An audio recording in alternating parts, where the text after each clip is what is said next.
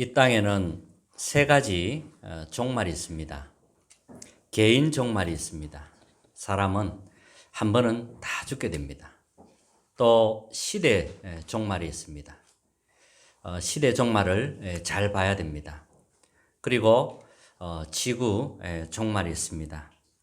그래서 예수님이 이 모든 말씀 중에 한 단어로 요약할 수 있는 답을 우리에게 주셨습니다. 그것이 절대 언약입니다. 절대 언약 속에 있는 사람은 절대 망하지 않습니다. 하나님이 계속 축복하십니다. 멸망 속에 집어넣어놔도 절대 언약 가진 사람은 망하지 않습니다. 오히려 그 현장을 살리게 됩니다. 절대 언약이 무엇입니까? 영세전에 계신 그리스도, 그분께서 이 땅에 오셔서 성육신 하셨습니다. 사람의 몸을 입고 오셨죠. 그리고 부활하셨습니다. 죽음에서 부활하셨습니다. 그분이 나와 지금 성령으로 함께 하십니다. 앞으로 재림주로 오시는 겁니다.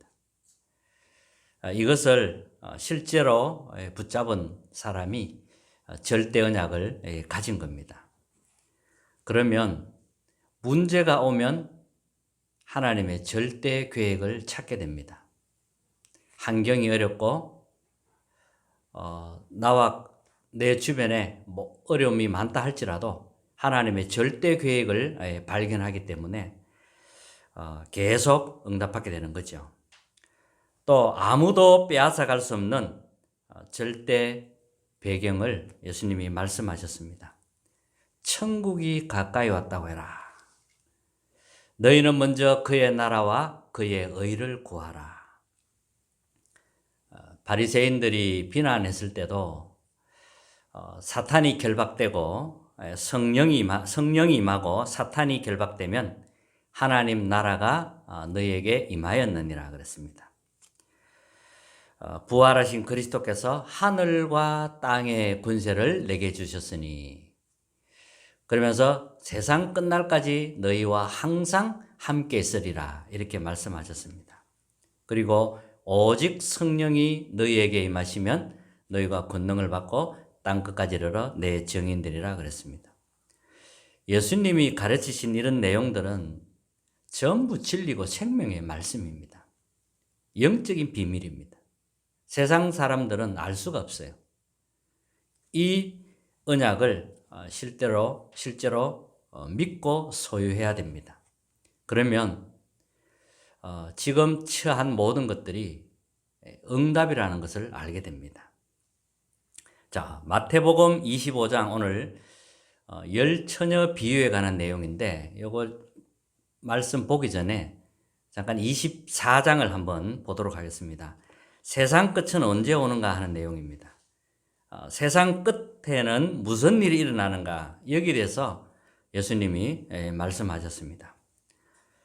사람의 미혹을 받지 않도록 주의하라 이렇게 이야기를 했고요. 또 여기저기서 그리스도다라고 하면서 나타날 것이다, 이런 데 속지 말라고 합니다. 그리고 난리와 난리의 소문을 듣겠으나 너희는 두려워하지 말라. 민족이 민족을, 나라가 나라를 대적하여 일어나겠고 그랬습니다. 곳곳에 기근과 지진이 있으리니 이 모든 것은 재난의 시작이다 그랬습니다. 그때 믿는 너희를 환난에 넘겨주겠고 모든 민족이 너희를 미워하리라. 그리스도의 영을 가졌기 때문에 다른 영이 다르니까요, 미워할 수밖에 없는 거죠. 그때 거짓 선지자가 또 일어날 것이다 그랬고요. 불법이 성함으로 많은 사람의 사랑이 식어진다 그랬습니다. 사랑이 없어져 버려요. 그러나 끝까지 견디는 자는 구원을 얻으리라. 그러면서 중요한 말씀을 하셨습니다.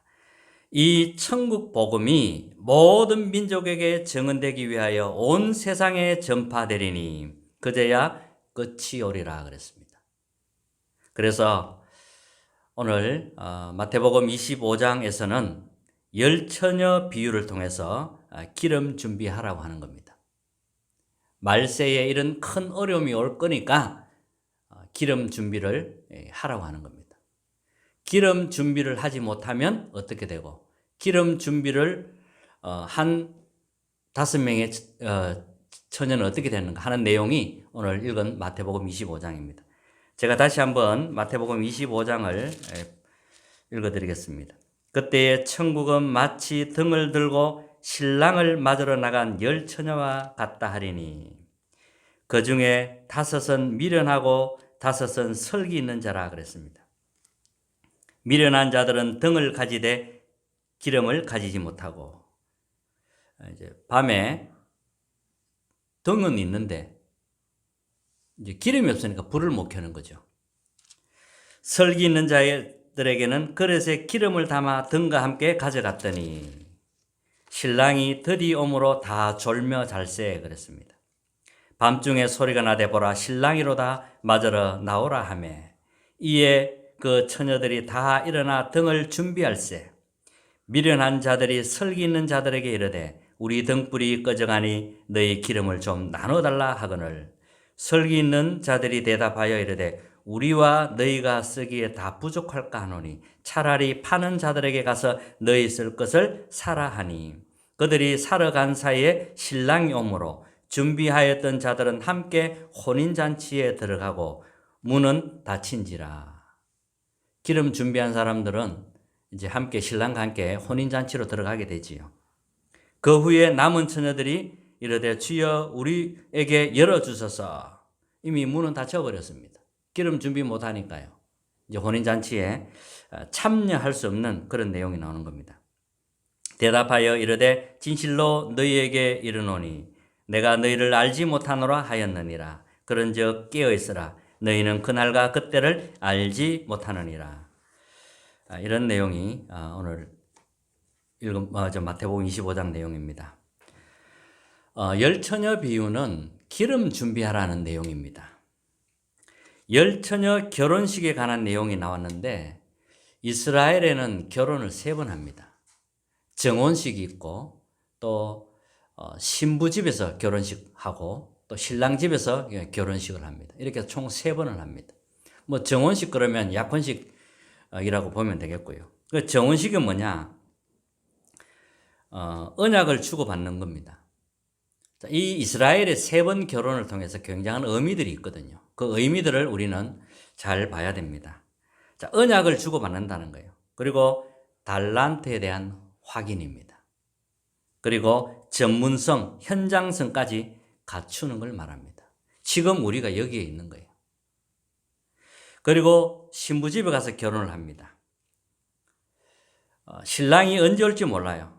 신부집에서 결혼을 하는데 신랑이 정한 시간에 오는 게 아니고 밤늦게 온다는 거죠. 그리고 주로 보면 잘 때 옵니다. 그래야 많은 걸 볼 수 있게 되니까요.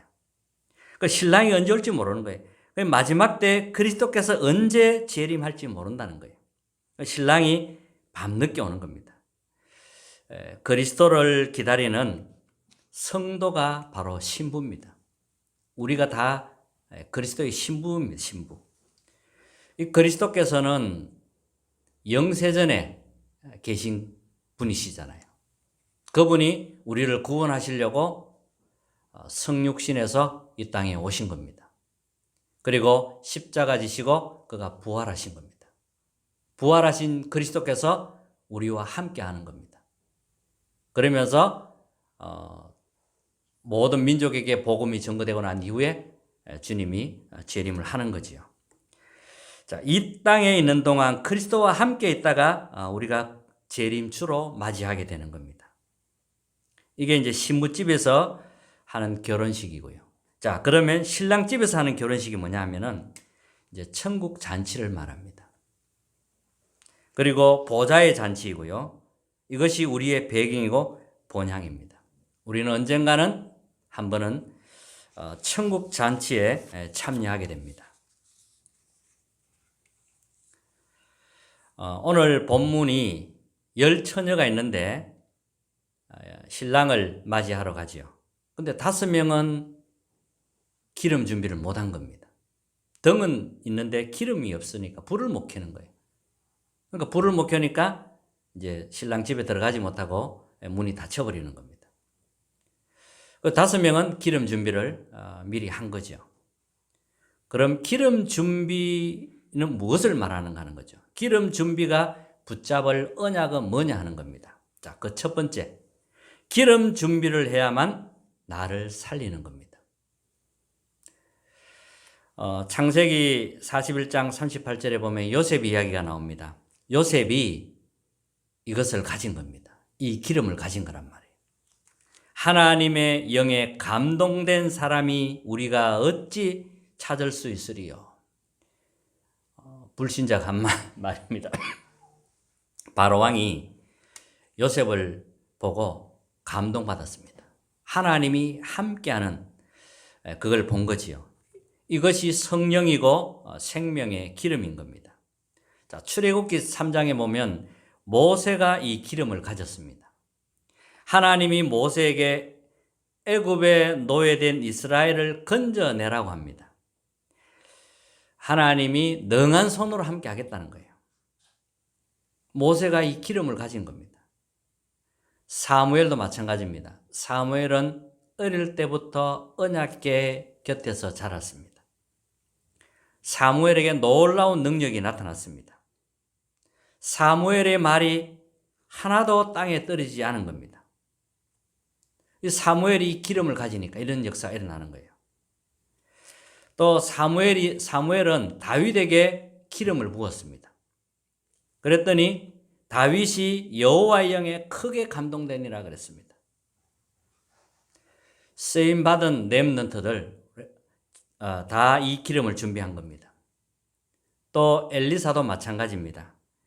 엘리사는 다른 것을 구하지 않았습니다. 갑절의 영감을 구한 겁니다. 이것이 기름인 겁니다. 이것이 기름 준비라는 거예요. 엘리사는 베델, 여리고, 길갈 이런데 매력을 느끼지 않았습니다. 엘리사는 오직 갑절의 영감, 이걸 딱 붙잡은 겁니다. 그렇다면 정말 나의 관심은 어디 있는가 하는 겁니다. 우리의 관심이 육신에 있으면 안 됩니다. 육신을 가진 몸이 있지만 육신에 관심을 가지면 안 돼요. 그거는 덤으로 따라오는 것이니까요. 진짜 것을 붙잡아야 되는 겁니다. 이 기름을 준비하라는 거예요. 우리 렘넌트들이 이 기름을 준비하면 어디를 가도 승리하게 되고 응답받게 되는 겁니다.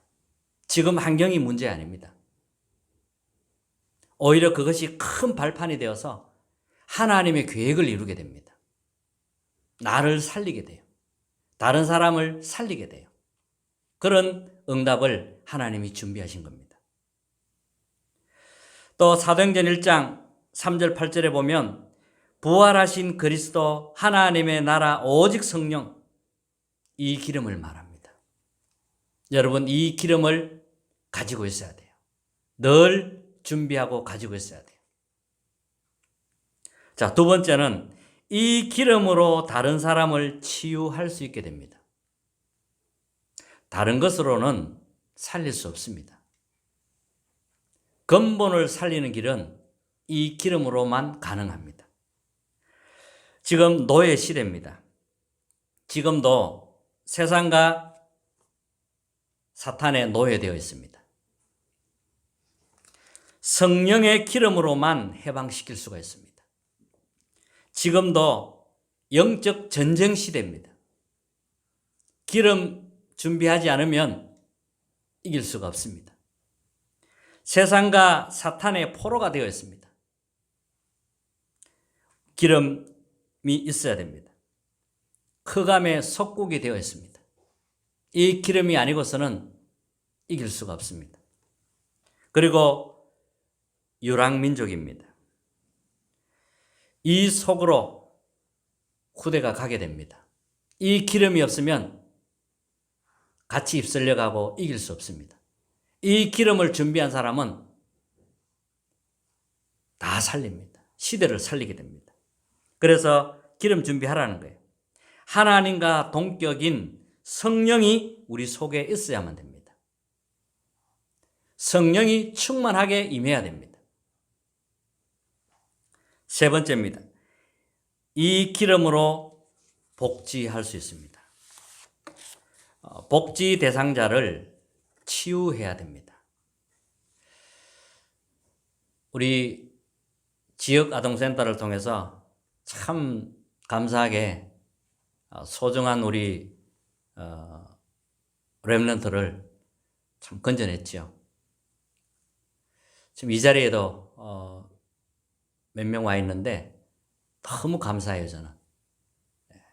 이 렘넌트들이 앞으로 할 일을 생각하니까 너무 감사해요. 치유 대상자가 나중에는 오히려 다른 사람을 돕는 사람이 되도록 그렇게 만드는 겁니다. 치유 대상자를 없애는 게 목표입니다. 그리고 이들을 선교사로 만드는 겁니다. 놀랍지 않습니까? 결론입니다. 자, 그러면 이 응답의 흐름을 봐야 됩니다. 요한복음 14장에 보면요, 예수님이 이런 말씀하셨어요. 너희는 마음에 근심하지 말라. 하나님을 믿으니 또 나를 믿어라. 천국이 예비되어 있으니 근심하지 말라 그랬습니다. 제가 복음을 모를 때는 가장 큰 이 문제가 뭐였냐면 미래에 대한 불안이 확 밀려오는데 정말 힘들더라고요. 막 우울증 이게 막 덮치는데 감당이 참 안 돼요. 근데 예수님 복음 안에 들어오니까 뭐라고 하냐면 근심하지 말라는 거예요. 하나님이 모든 것 준비했기 때문에. 하나님이 우리에게 진짜 힘을 주시려고 하는 거예요. 인간의 힘, 세상에 있는 그런 힘 말고요. 하늘에서 내린 힘을 주시려고 해요. 그 힘을 얻으면 하나님이 나에게 준 진짜 달란트, 전문성이 발견되게 되는 겁니다. 이것 가지고 세상 나가라는 거예요. 그래서 아무 근심하지 말라는 거예요. 하나님을 믿으니 나를 믿으라 그랬습니다.